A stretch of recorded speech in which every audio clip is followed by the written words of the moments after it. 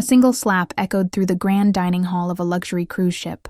The head purser had just assaulted a passenger she believed was nobody in a cheap sweatshirt. But this wasn't just any passenger. This was Dr. Evelyn Reed, the CEO of the entire cruise line, traveling undercover to expose toxic staff. What happened next? The purser was arrested at the next port. The manager who enabled her fired in front of the entire board. And the cruise line completely transformed. This is the story of how one woman's quiet dignity toppled an empire of arrogance. Watch until the end to see the viral video that destroyed a 15-year career in 15 seconds. What city are you watching this video from and what time is it? By the way, if you're enjoying my videos, I'd be so happy if you could subscribe to my channel and like this video. A single slap echoed in the grand dining hall of a cruise ship making an intercontinental journey. The sound was sharp enough to cut through the murmur of dinner conversations and the string quartet. It was an act of shocking arrogance, a culmination of escalating microaggressions by the head purser against a passenger she deemed insignificant. But this was no ordinary passenger. The purser, Jessica Vance, blinded by her own privilege and prejudice, had just assaulted the one person who held her entire career and the future of the cruise line in the palm of her hand. This isn't just a story about a moment of madness. This is a true story of how a single disastrous mistake shattered a life and exposed a toxic culture, proving that sometimes karma doesn't just knock on the door, it breaks it down. The hum of the ship's engines was a familiar lullaby to Dr. Evelyn Reed. As the newly appointed CEO of Sapphire Seas Cruises, she had spent more time at sea over the past 6 months than she had in her own bed. But this journey, this trip on the Sapphire Star from the port of Miami on a 7-day Caribbean tour, was different. She wasn't in her usual spot, in the quiet, luxurious cocoon of the penthouse suite on Deck 15. Instead, she was in stateroom 4215 on a standard stateroom deck, wedged between a nervous first-time cruiser and a businessman who had fallen asleep before departure. Evelyn was on a secret mission. She wore no makeup. Her usually immaculate hair was pulled back into a simple ponytail, and her bespoke power suit was replaced by a gray, nondescript hoodie, comfortable joggers, and a pair of worn-out sneakers. A pair of large, unfashionable glasses completed the disguise. To anyone who glanced her way, she was just another tired traveler. This was intentional. Sapphire Seas Cruises was bleeding money, its reputation tarnished by years of declining customer service. The board had hired her, a renowned corporate turnaround specialist, to stop the bleeding.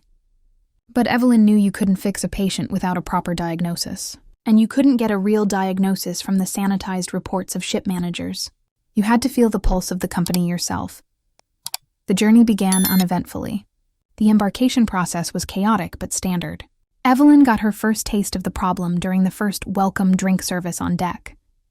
The head purser, a woman with a name tag that read, Jessica, and a smile that never quite reached her cold, assessing eyes, moved between the lounge chairs with an air of bored authority.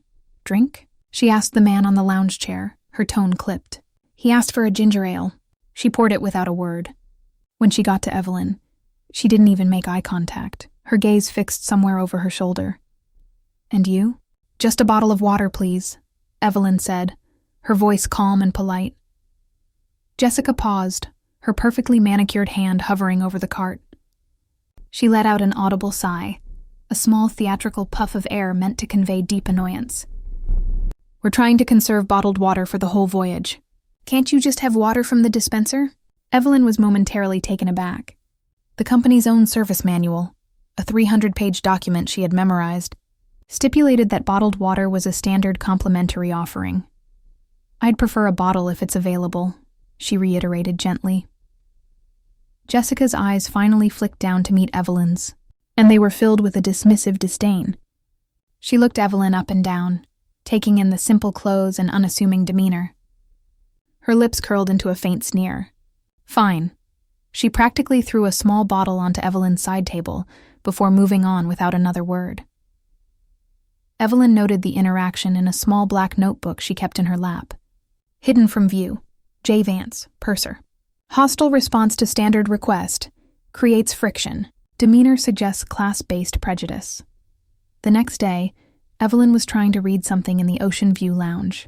Knowing the cabin often grew cold, she wanted to ask for a blanket. She pressed the small service button on her table. She waited. 5 minutes passed. 10. She could see Jessica at the bar chatting with another steward, laughing at something on her phone. Evelyn pressed the button again. Another 5 minutes crawled by. Finally, a young steward named Kevin with a kind face noticed the light and hurried over. "I'm so sorry for the wait, ma'am. How can I help you?" he asked, his voice full of genuine concern. "I was just hoping for a blanket if you have one," Evelyn said, offering him a warm smile. "Of course. Let me grab one for you right away." As he turned to leave, Jessica emerged from the bar. "Kevin, what's the holdup?" she snapped, then noticed him heading for the blanket closet. "Don't tell me that woman in the hoodie needs something else." She didn't bother to lower her voice. Several nearby passengers shifted uncomfortably.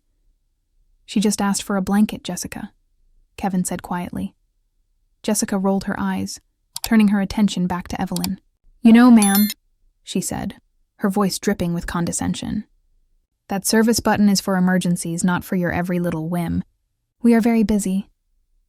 "I apologize if I misunderstood its function," Evelyn replied, her voice remaining perfectly level. "I waited for nearly 15 minutes and your colleague was kind enough to respond." The directness of the reply seemed to infuriate Jessica. Her professional mask slipped entirely, revealing a flash of raw anger. "Well, some of us have actual work to do. Enjoy your blanket." She spun on her heel and stalked back to the service area. Evelyn took a deep breath, her resolve hardening. This wasn't just poor service. This was a pattern of behavior. It was targeted, personal, and unprofessional. She wrote another note in her book. Purser actively berates passenger for using call button. Creates a hostile environment for both passengers and junior crew. A young student named Ben Carter, sitting at the next table, leaned over slightly. "Wow," he whispered wide-eyed. "She's really something else." Evelyn simply nodded, her gaze distant. She was no longer just a passenger. She was a CEO on a mission, and she was beginning to understand just how deep the rot went. The ship continued on its way in the vast blue of the Caribbean Sea. The inside of the ship had settled into a rhythm of quiet murmuring, the glow of slot machines, and the occasional cry of a baby.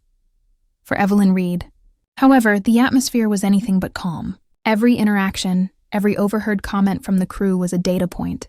She noted how Jessica Vance delegated all the unpleasant tasks, cleaning up a spill at the buffet, dealing with a clogged public toilet, to the junior attendant, Kevin, while she stood in the purser's office loudly complaining about her schedule to another senior attendant. It was the 5th night of the cruise, the captain's formal dinner, and the tension that had been simmering between table 32B and the head purser was about to boil over. Evelyn was sitting at a large 10-person table in the main dining hall. By complete coincidence, the student Ben Carter was at the same table. As head purser, Jessica was circulating among the tables with a false charm, a task she clearly enjoyed. When she arrived at Evelyn's table, she was greeting the sweet guests and loyalty club members with a bright smile. Her gaze shifted to Evelyn. "Let me guess," she said with a saccharine sweet voice that failed to hide its bitter undertone. "You'll be wanting the lobster, but you'll need it gluten-free, dairy-free, and blessed by a shaman, right?" A few passengers chuckled nervously. Ben Carter at the table looked mortified. Evelyn met her gaze without flinching. Her voice was low but clear, carrying a new edge of steel. "I'll have the pasta, thank you. And a coffee. Black."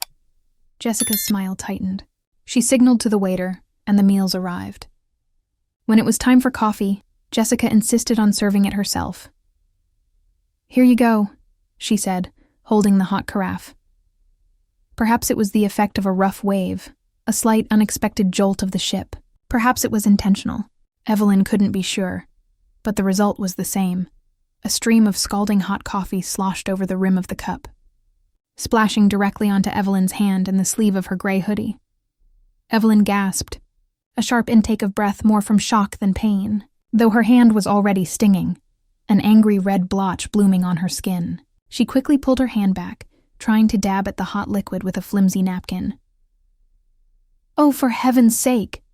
Jessica snapped, her immediate reaction not one of concern but of pure exasperation. "Now look at the mess you've made me make." The blatant attempt to shift blame was breathtaking.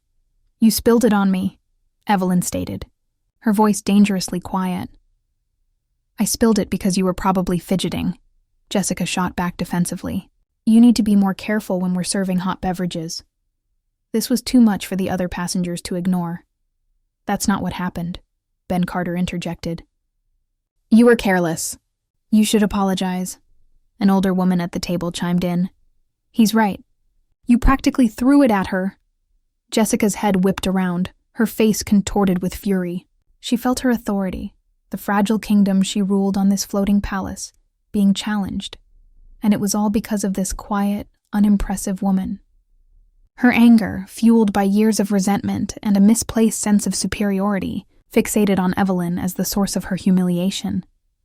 "I will not be told how to do my job by a bunch of people who travel once a year in an interior stateroom," she spat, her voice rising.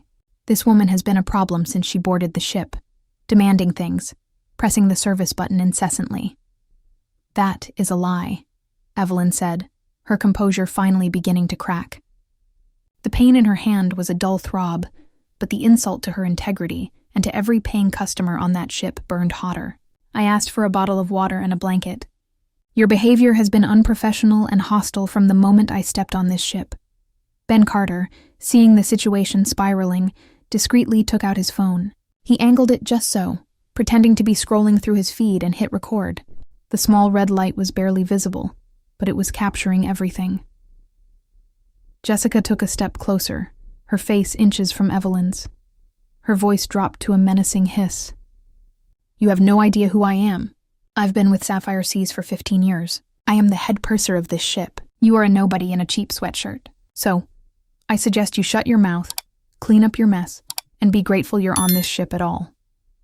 The threat hung in the air, thick and poisonous. It was a declaration of war. Every passenger at the surrounding tables was now silent, watching the drama unfold with a mixture of horror and fascination. Evelyn slowly raised her head, her dark eyes locking with Jessica's. The unassuming mask was gone. In its place was the cool, unshakable confidence of a woman who had faced down hostile corporate boards and ruthless competitors. She had seen bullies like Jessica Vance before in boardrooms and on trading floors. They all had the same weakness. They mistook quietness for weakness and politeness for submission. "Your name is Jessica Vance," Evelyn said, her tone as cold and clear as ice. "You have been a purser for 8 of your 15 years. You have 18 written complaints on your file, 7 of which were formally escalated and subsequently dismissed by your direct supervisor, David Chen. You believe you are untouchable. You are mistaken." The color drained from Jessica's face. The specific details? The name of her manager? How could this woman possibly know that? For a split second, fear flickered in her eyes, but it was quickly consumed by a tidal wave of rage. Who was this woman to know such things? Was she being spied on? In her paranoid, indignant mind, this was the ultimate violation. This passenger wasn't just difficult. She was a threat. "Who the hell are you?" Jessica seethed, her hands clenching into fists. "I'm a passenger on your ship," Evelyn replied evenly, "and I am telling you right now to step back and call the captain." "The captain?" Jessica laughed, a harsh, ugly sound. "The captain doesn't have time for your pathetic little power trip. I am the authority on these passenger decks, and I'm done with you." She didn't shout. She didn't scream. She did something far worse. With a swift, vicious movement, she drew back her hand and slapped Evelyn hard across the face. The crack of the slap was shockingly loud in the enclosed space of the dining hall.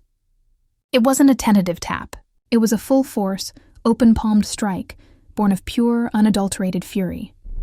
The sound silenced everything. The engine hum, the quiet chatter, the rattling of the service cart. For a collective, breathless moment, the entire hall froze. Evelyn's head snapped to the side from the impact, her glasses flying from her face and clattering onto the floor. A bright red handprint began to bloom on her cheek, a stark contrast to her dark skin. The sting was sharp and immediate, but it was the sheer audacity of the act that stunned her into a moment of disbelief.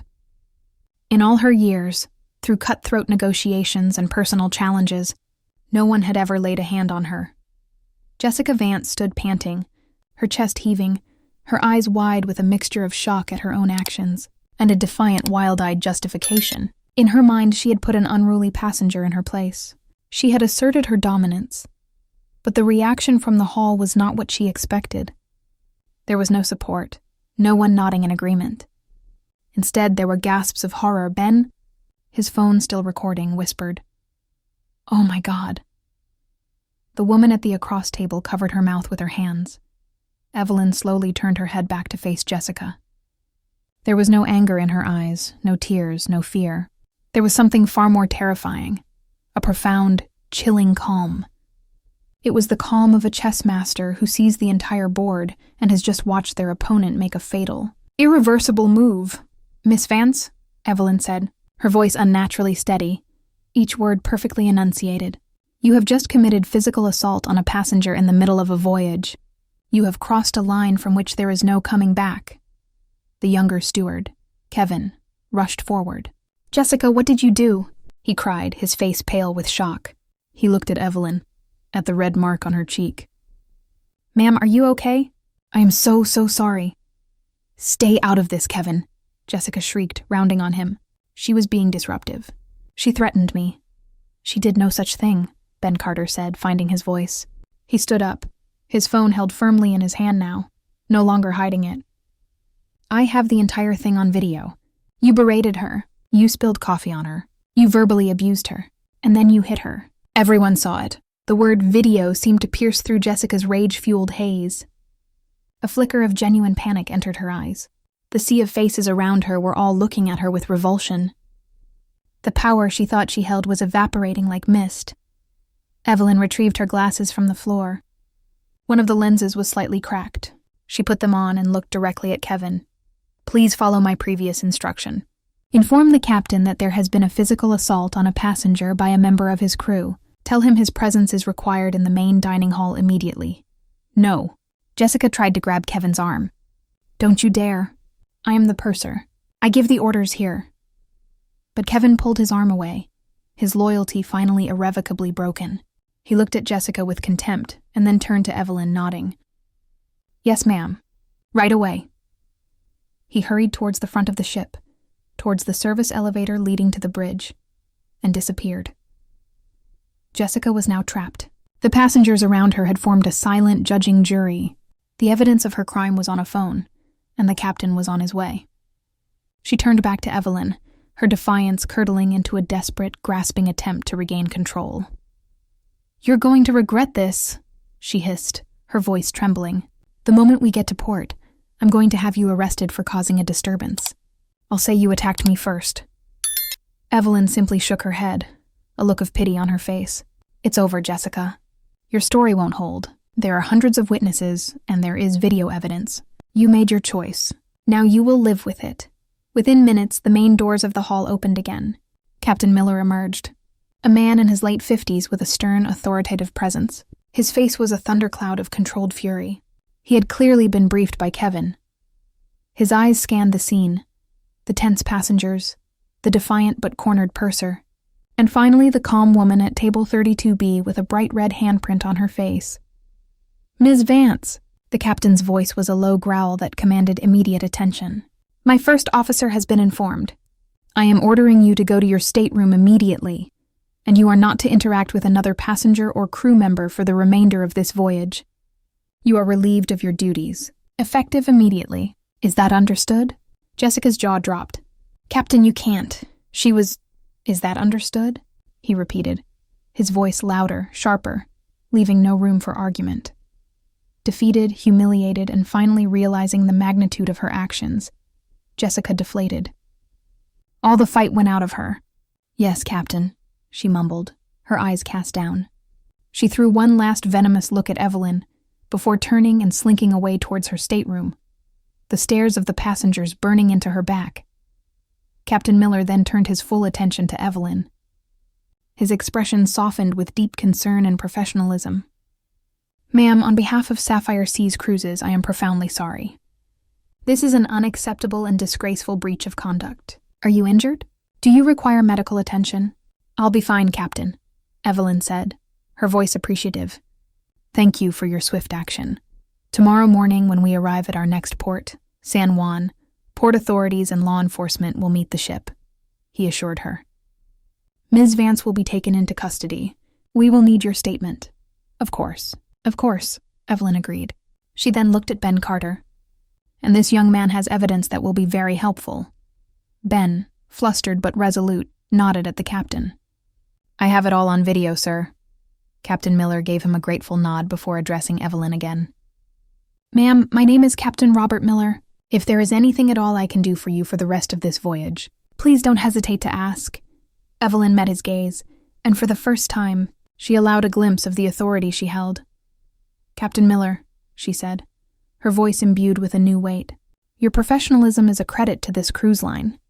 I won't forget it, and I would like to take you up on that offer. There is one call I need to make before we dock at the port. The captain looked slightly surprised. Calls from the ship were usually restricted, but looking at the woman before him, who had endured such an assault with such incredible poise, he knew this was not a normal situation. Of course, he said. We can arrange for you to use our satellite phone on the bridge. Thank you, Robert, Evelyn said, using his first name with a familiarity that was both surprising and commanding. I appreciate that. As the captain returned to the bridge, a sense of finality settled over the hall. The drama was over, but the consequences were just beginning. Evelyn Reed leaned her head back, closing her eyes. The sting on her cheek was fading, replaced by a cold, hard sense of purpose. Her fact-finding mission was over. Now the cleanup would begin. The approach to San Juan, Puerto Rico was tense. The bustle of passengers preparing for shore excursions and going out on deck was performed in a hushed, almost reverent silence. Everyone was acutely aware of what had transpired. Jessica Vance remained locked in her stateroom, a pariah in her own workplace. Kevin and the other stewards moved through the lounges with quiet efficiency, their faces etched with a mixture of shame and anxiety. As promised, Captain Miller invited Evelyn to the bridge.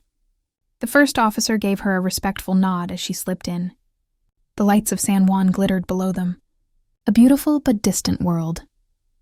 Here you go, ma'am, Captain Miller said, handing her the satellite phone. You can speak freely. Evelyn nodded her thanks. She dialed a number from memory, a direct line that bypassed assistants and secretaries. It rang twice before a man with a brisk, energetic voice answered. Mark O'Donnell. Mark, it's Evelyn. There was a pause on the other end. Evelyn, where are you? I thought you were at sea. I am, she replied, her voice flat. I'm on the Sapphire Star, currently on approach to San Juan. We have a situation. I need you to listen very carefully. I don't have much time. She quickly and dispassionately recounted the events of the flight, from the initial rudeness to the spilled coffee, the verbal abuse, and the final shocking assault. She didn't embellish or editorialize. She presented the facts as a CEO delivering a critical incident report. Mark was silent for a moment, the only sound the faint crackle on the line.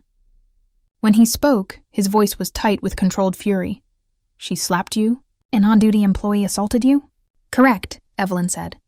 The captain has handled the situation admirably on board. Law enforcement will be meeting the ship. The purser Jessica Vance will be arrested. But this goes deeper, Mark. Her file shows a pattern and a manager who enabled her. His name is David Chen. David Chen, head of guest services for the Miami Caribbean Fleet, Mark said, the information coming to him instantly. I know him. Considered a bit of a lightweight, but I never suspected... He's not a lightweight. He's a liability, Evelyn corrected. He's part of the rot. I want you to do two things for me. First, have our head of corporate security, Alan. Meet me at the terminal. No fanfare. I want him and his team to handle this quietly. They are to take possession of the video evidence from the witness and take my official statement. I don't want to deal with port police for hours. Done, Mark said immediately. Second, Evelyn continued, cancel my meetings for the morning after I return to Miami. Instead, schedule an emergency executive board meeting for 9 a.m. sharp. I want David Chen in that boardroom tomorrow morning. And I want you to have Jessica Vance's complete employment history, including every complaint and every performance review signed by Chen, ready for that meeting. Consider it handled, Evelyn. Are you all right, really? I'm fine, Mark. My cheek stings, but my resolve has never been clearer. This trip has been illuminating. I'll see you tomorrow." She disconnected the call and handed the phone back to the captain. "Thank you, Captain." "Everything all right, ma'am?" he asked, sensing the gravity of the call. "Things are being put in motion, Captain Miller," she replied, her gaze fixed on the approaching dock. "Change is coming." The ship docked at the pier with a gentle bump. As it moved towards the gangway, the mood in the cabin was thick with anticipation. When the all-clear announcement was finally made, no one moved. All eyes were on Evelyn. The ship's door opened, but instead of the usual port staff, 3 men in sharp, dark suits stepped aboard. They were led by a tall, imposing man with a calm, professional demeanor, Alan, the head of security. He was followed by 2 uniformed San Juan Port police officers. "Ma'am," one of the officers said, his voice respectful but firm, addressing the entire hall. "Please remain in your seats for a moment." Alan's eyes scanned the hall and immediately found Evelyn. He gave a subtle, almost imperceptible nod. He then walked to the purser's office where Jessica Vance was being held. Her face was ashen, streaked with tears. The defiance was gone, replaced by a dawning, terrifying understanding of her fate. "Jessica Vance?" one of the officers asked. She nodded numbly. "You are under arrest for assault. You have the right to remain silent."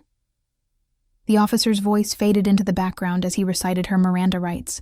Jessica was handcuffed, her hands behind her back. The clicking sound of the cuffs was brutally final. As she was led down the grand staircase of the atrium, she refused to look at anyone. Her head bowed in shame. The passengers watched in stunned silence as the woman who had lorded over them with such arrogance was led off the ship like a common criminal. Once she was gone, Alan approached Evelyn's table. "Dr. Reed," he said quietly, his voice a model of discretion, "we're ready for you." He then turned to Ben Carter. "And Mr. Carter, I believe you have something for us. We'd be very grateful for your cooperation." Ben, looking overwhelmed but determined, nodded. "Yes, sir. Of course." Alan's team escorted Evelyn and Ben off the ship before the other passengers, leading them through a private service corridor to bypass the main terminal. The other passengers began to disembark for their shore excursions, buzzing with the story they would be telling for years to come. Many of them glanced at the empty table 32B, wondering who that woman really was. In a quiet lounge in the terminal, Evelyn gave her statement. Ben transferred the crystal-clear video from his phone to a secure company laptop. It was damning, irrefutable proof of everything that had happened. "Mr. Carter," Evelyn said, turning to the young man once they were finished. "You were very brave today. You did the right thing when many people would have chosen to look away. The cruise line is in your debt. I couldn't believe what she was doing," Ben stammered. "Neither could I," Evelyn said. "Our security team will take you to a car. Please send us the bill for your ticket on this voyage. It will be fully refunded along with a voucher for 10 penthouse suite cruises to anywhere we sail. It's the least we can do." Ben's eyes widened in disbelief. "Wow, thank you. Thank you, ma'am." As he was led away, Alan turned to Evelyn. "The car is ready for you, Dr. Reed. Straight to the airport." Evelyn touched her cheek, which now had a faint purplish bruise forming. "Yes, Alan. Straight to the airport. We have a very big day tomorrow in Miami." The battle on the ship was over. The war for the soul of her company was about to begin. The next morning, the Sapphire Seas Cruises corporate headquarters in Miami buzzed with an unusual energy. Whispers of an incident on the Sapphire Star had started to leak, but the details were vague and speculative. All the executive team knew was that the CEO, Dr. Evelyn Reed, had called an emergency board meeting on short notice. At 8:55 a.m., David Chen, the head of guest services for the Miami Caribbean Fleet, arrived. He had been called in late last night, exhausted and confused. He'd been told it was a high-priority performance review, which he found odd, but not overly alarming. He prided himself on keeping his department running smoothly, or at least appearing to. He smoothed down his tie, took a sip of water, and tried to project an air of competence. He entered the main boardroom, a vast space dominated by a polished mahogany table and a floor-to-ceiling window with a panoramic view of the city. Most of the executive team was already there, including Mark O'Donnell, the COO. The atmosphere was formal and chillingly quiet. At the head of the table sat Dr. Evelyn Reed. David's confidence wavered when he saw her. He had only seen the new CEO in corporate press photos.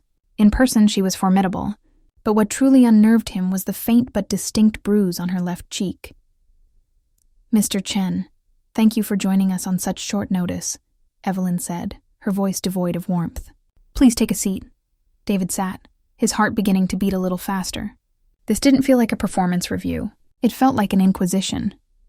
"We have a critical matter to discuss this morning," Evelyn began, her eyes sweeping over every person at the table. "It concerns the culture of this company, a culture of complacency, of negligence, and of unacceptable employee conduct that has been allowed to fester under our watch." She paused, letting the words hang in the air. "Last week I traveled from Miami to the Caribbean, not in the penthouse suite, but in stateroom 4215. I wanted to experience our airline as our customers do." A wave of understanding and dread washed over the room. Mark O'Donnell kept his face impassive, but others shifted in their seats. David Chen suddenly felt a cold knot of fear tighten in his stomach. Miami Caribbean Fleet, his fleet. "During that voyage," Evelyn continued, "I was subjected to a level of hostility and unprofessionalism that I would not have believed possible. This culminated in me being physically assaulted by the lead flight attendant." She touched her bruised cheek. The gesture was simple, but it sent a shockwave through the room. The CEO had been assaulted by one of their own employees. "The employee's name is Jessica Vance," Evelyn said, her eyes locking onto David Chen, whose face had gone pale. "A name I believe you are very familiar with, Mr. Chen." David swallowed hard. "Jessica, yes, she's one of my senior pursers. A bit direct, perhaps, but very experienced." "Direct is an interesting euphemism for abusive," Evelyn countered coldly. "Mark, if you would." Mark O'Donnell dimmed the lights, and a large screen at the end of the room flickered to life. The shaky but clear audio and video from Ben Carter's phone began to play. The boardroom watched in stunned silence. They heard Jessica's condescending remarks about the service button. They saw her aggressive posture during the meal service. They saw the coffee spill and heard her blame Evelyn. They heard her venomous tirade, her claims of authority, and her insults. And then they saw the slap, the raw, unedited violence of it. When the video ended, the room was silent, save for the hum of the air conditioning. David Chen looked as if he'd seen a ghost. Evelyn's voice cut through the silence, sharp as a scalpel. "Mr. Chen, I have here a file. It's Ms. Vance's complete employment record. Over the past 5 years, she has had 18 formal passenger complaints filed against her. They cite rudeness, aggressive behavior, and in 2 cases, discriminatory language. 7 of those complaints were deemed serious enough to warrant formal disciplinary review. Can you tell the board what action was taken in those 7 cases?" David opened his mouth, but no sound came out. He knew the answer. "I'll tell you," Evelyn said, saving him the trouble. "In all 7 instances, you, as her direct supervisor, downgraded the severity of the incident. You had her attend a 1-hour online refresher course. You signed off on her performance reviews, calling her a strong leader who manages her cabin effectively. You didn't suspend her. You didn't put her on probation. You did nothing. You enabled her. The complaints seemed exaggerated," David stammered, his defense feeble. "Jessica is a long-serving employee. I thought it was best to handle it internally, to avoid paperwork." "To avoid paperwork?" Evelyn's voice was laced with disbelief. "You didn't handle it, Mr. Chen. You buried it. You cultivated a toxic employee because it was easier than doing your job. Your negligence created an environment where an employee felt empowered enough to physically assault a passenger. In this case, that passenger was me. But it shouldn't matter who it was. It could have been anyone's mother or brother or child. Your failure, Mr. Chen, is a direct threat to the safety and reputation of this entire airline." She stood up, her presence filling the room. "Every single person on that ship who witnessed that assault is a potential lawsuit. Every person who has ever been mistreated by Jessica Vance and had their complaint ignored by you is a liability. You didn't just protect one bad employee. You put a cancer at the heart of our customer service and you let it grow." She looked around the table at the other executives. "This stops now. The era of sweeping problems under the rug at Sapphire Seas Cruises is over. Accountability starts at the top. Her gaze returned to David Chen, her eyes as hard as diamonds. "Mr. Chen, your employment with Sapphire Seas Cruises is terminated, effective immediately. Security will escort you from the building. Your severance will be limited to what is legally required. I trust you can find your own way back home." David Chen stared at her, his face a mask of shock and ruin. His career, built over 2 decades, had just been publicly and brutally dismantled in less than 10 minutes. He had no defense. The evidence was absolute. He had been caught not just in a lie, but in a complete dereliction of his duty.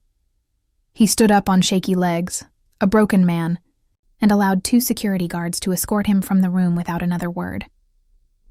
The door closed behind him, and a heavy silence fell. Evelyn Reed remained standing. A commander who had just won a decisive but painful battle. The rot had been exposed. Now the long and difficult work of healing could begin. Karma, as Evelyn Reed well knew, was not a mystical force. It was the logical and often brutal consequence of one's actions. In the days and weeks that followed the incident on the Sapphire Star, the consequences for Jessica Vance and David Chen unfolded with swift and unrelenting severity. For Jessica, the process was a public crucifixion. Her arrest in San Juan was just the beginning. The Los Angeles County District Attorney's Office, armed with the crystal-clear video and testimony from nearly a dozen passengers, including Ben Carter, charged her with assault. Sapphire Seas Cruises, under Evelyn's direct orders, made it clear they would cooperate fully with the prosecution.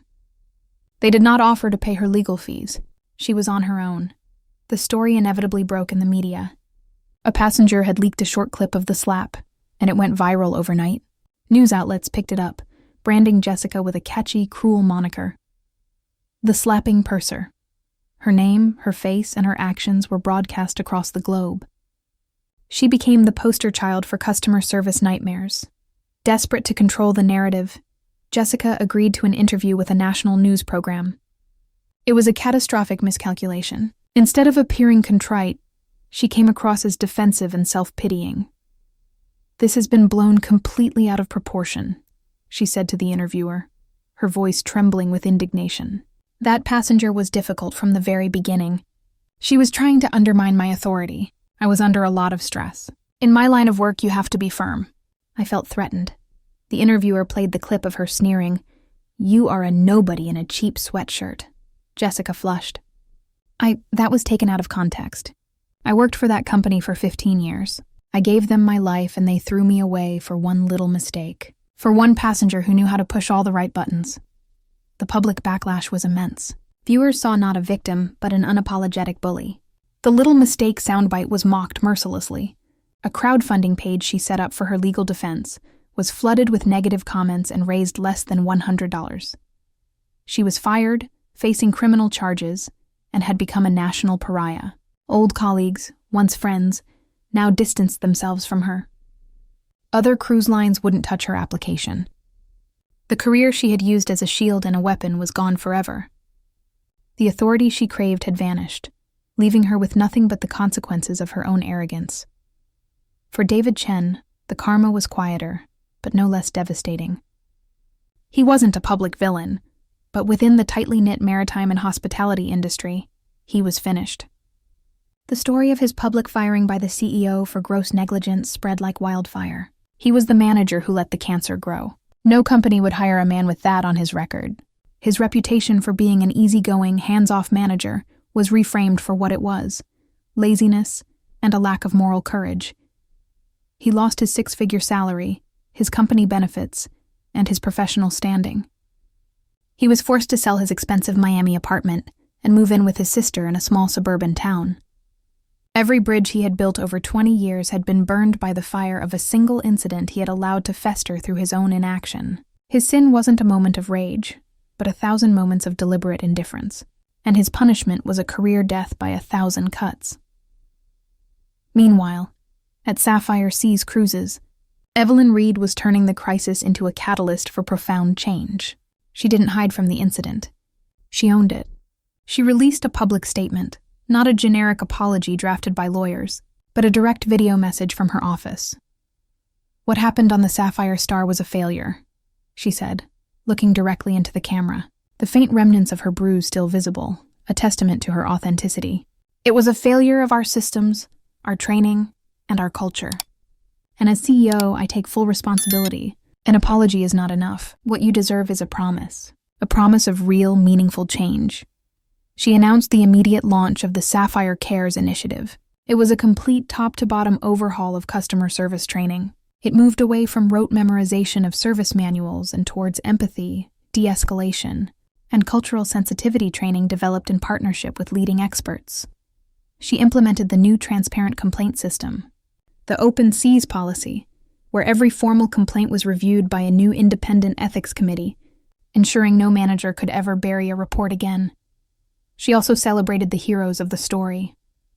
Captain Robert Miller was publicly commended and promoted to Fleet Commodore, tasked with overseeing the implementation of new crew resource management protocols. Kevin, the junior steward who had shown kindness and courage, was given a promotion and became a public face for the new training initiatives. And Ben Carter received his 10 penthouse suite tickets along with a personal letter of thanks from Evelyn that he would later frame.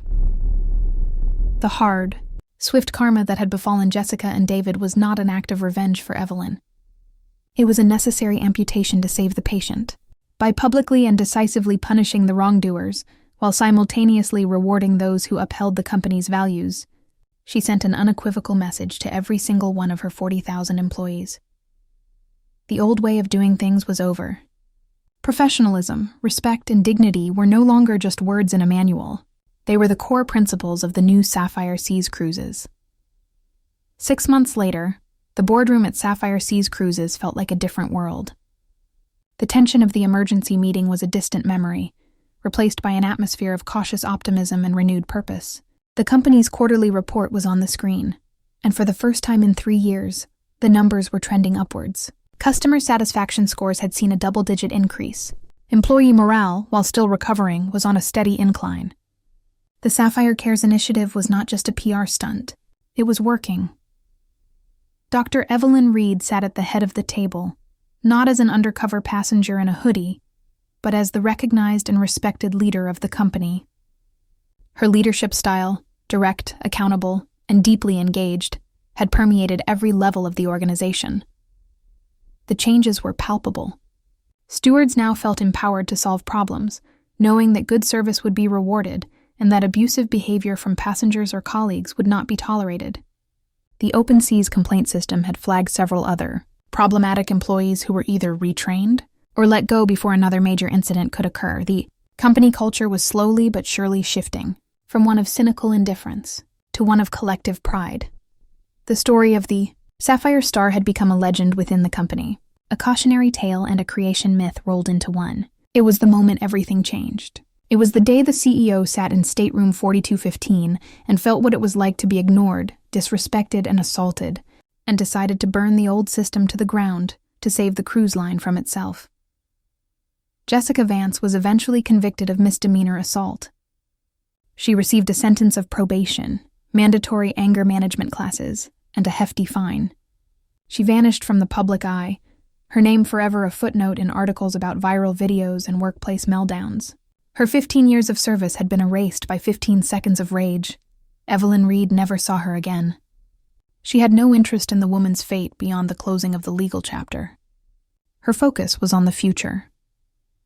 One afternoon, while reviewing passenger manifests, she came across a familiar name on a penthouse suite passenger list for a transatlantic crossing: Ben Carter.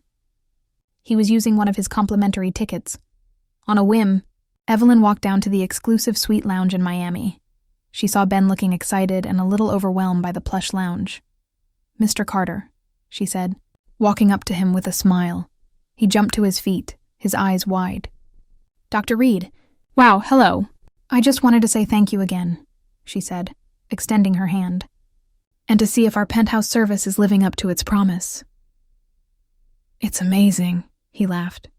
"Honestly, I feel a little out of my place." "You're never out of place when you're a valued customer," Evelyn replied, her words carrying the weight of her entire corporate philosophy. "And more than that, you're a friend of this cruise line. You reminded us what it means to look out for one another. That's a lesson that has been invaluable." They spoke for a few minutes before his boarding was called. As he walked down the gangway, He turned and gave her a wave. Evelyn waved back, a genuine sense of satisfaction warming her. She had faced down hostility and prejudice, not with anger, but with strategy. She had turned a moment of personal violation into a crucible for corporate transformation.